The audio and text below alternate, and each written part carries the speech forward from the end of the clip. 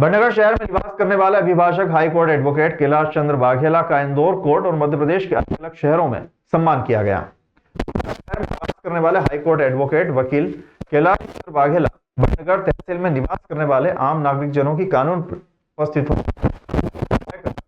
और संभाग जनसंपर्क सहित मध्य प्रदेश के सर, ये तो एक क्षेत्र के जो जनता जिनका अभी तक सहयोग किया पिछले 40 सालों से निरंतर, उनके बीच में उनकी भावनाओं का प्रतिफल है। और जब मुझे ह्यूमन राइट्स का मध्य प्रदेश लीगल सेल का प्रेसिडेंट बनाया गया तो उसमें संरक्षक मंडल के द्वारा मेरा बैकग्राउंड चेक किया गया और बैकग्राउंड के अनुसार मैं बड़नगर अभिभाषक संघ का भी पूर्व में निर्विरोध अध्यक्ष रहा हूँ। उस दरमियान करप्शन के खिलाफ लड़ाई लड़ी थी, चाहे वो न्यायिक अधिकारी हो या उनके अधीनस्थ काम करने वाले बाबू हो या तहसील न्यायालय में काम करने वाले क्लर्क हो या तहसील के अधिकारी हो।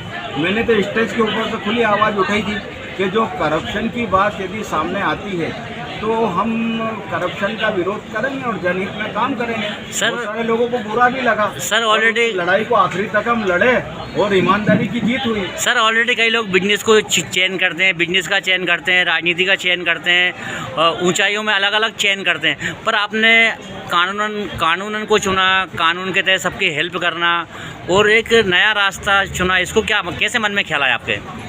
सर, एक्चुअल में है क्या कि बेसिक न्याय दिलाना और हमारे देश के संविधान के आर्टिकल 14 से बड़ी रेमेडी इस दुनिया में कोई नहीं है और भारत का संविधान विश्व में सबसे बड़ा है।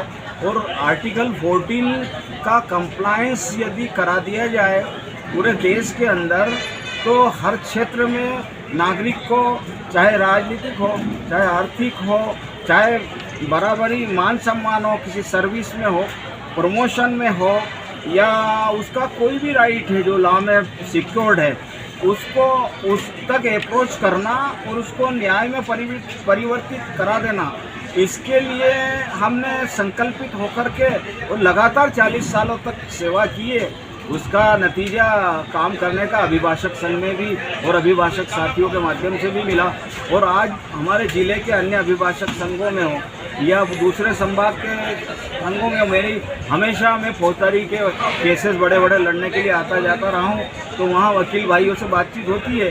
वो भी ह्यूमन राइट्स के प्रति अट्रैक्ट है और वो भी चाहते हैं कि आम जनता को और इस का जो राइट है उसको उनको उपलब्ध कराने के लिए वकील अपना ऑब्लिगेशन मान करके निरंतर इस लड़ाई को लड़े।